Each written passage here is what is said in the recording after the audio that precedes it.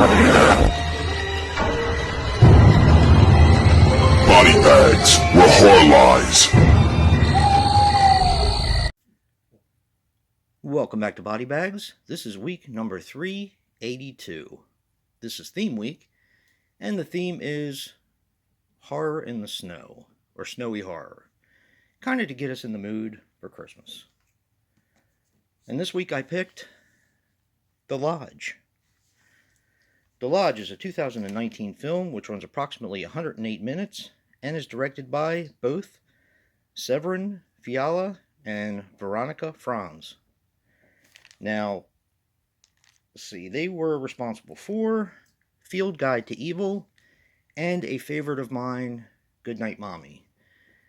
Now, I've heard everything from I love this movie to I hate this movie for Goodnight Mommy, and The Lodge is a lot more of the same. I loved Goodnight Mommy, and I loved The Lodge. Don't know if I can really recommend either movie because it seems to be either loved or hated. So if this seems like it's your type of movie, then give it a shot. Now this stars Riley Keough as Grace. She was in Mad Max Fury Road, Zola, and Hold the Dark. Jaden Martell as Aiden Hall.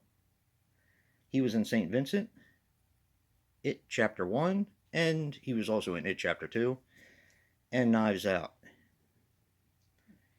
And Alicia Silverstone as Laura Hall. She was in Clueless, The Crush, and she played Batgirl.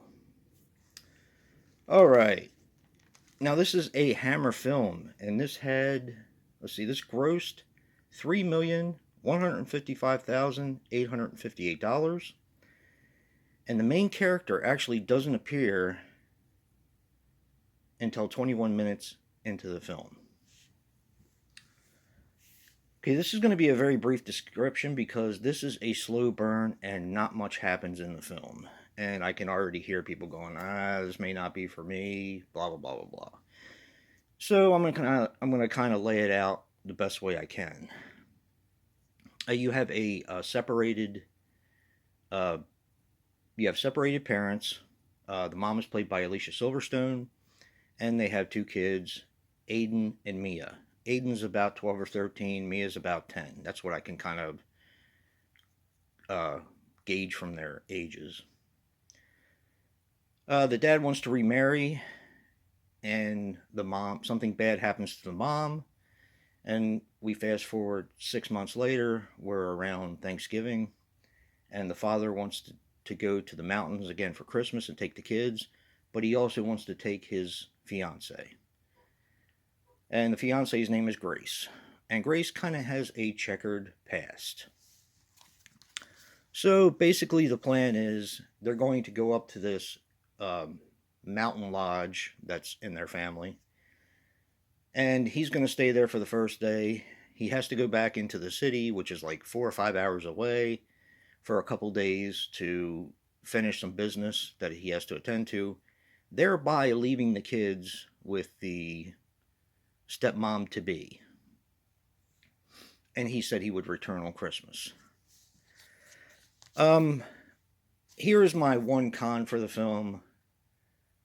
In no way, shape, or form would I ever leave my kids with somebody that they're not comfortable with. I mean, they don't want to go. They don't want her to go. They kind of blame her for the death of the mom. So I get why they're so adamant about her not coming. They just want it to be, them and the father. And he wants to take his future wife along. So that's my one con, because I would never do something like that. Although guys are a funny bunch, and we tend to think with not our head up here, but our head down below, if you understand what I'm thinking, or what I'm saying. So that is my one con. As they're there, the father leaves, and bad things start to happen, and I'm going to leave it there, because this is a mind trip. This movie is a mind trip, and a descent into madness. As I said, this is a Hammer film. This is the triumphant return of Hammer, in my opinion. I have liked um, just about everything they've done since they came back. I liked Let Me In. I liked uh, The Woman in Black. I wasn't a big fan of The Woman in Black 2, I'm not going to lie. I liked Wakewood. I liked The Resident. And I really, really like this movie. Now, if I can kind of compare it maybe to something that kind of maybe you guys will understand a little bit more where we're coming from. It's kind of like Ari Aster in a way. It's kind of like his films, like Midsommar and Hereditary. It's kind of along those lines where it's kind of like a mind trip. So, but I absolutely love this film. It's not a fun watch. It is a very depressing film, and it's a very atmospheric and very tense film. So just know what you're getting yourself into if you choose to watch it. Like I said, I love this film. I don't really know if I can recommend it because people seem to have a love hate relationship with the directors. And it was that way on Goodnight Mommy, and it's that way on The Lodge. So take that for what it's worth. And if you like what you see in here, hit that like button and subscribe.